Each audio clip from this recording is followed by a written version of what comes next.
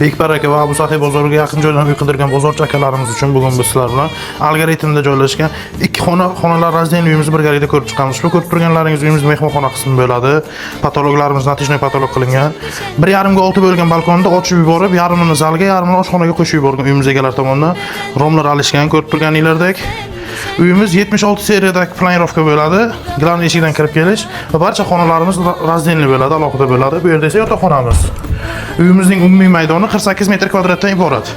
Yotoqxonamiz ko'rib turganinglardek. Bu yerda esa razdeniy sanuzolimiz keladi. Vannamiz, kafelar yaxshisidan terib qo'yilgan ko'rib turganinglardek. Va hojatxonamiz. Glan eshiklarimiz almashtirilgan, elektromontaj ishlari bo'lgan yo'ldan.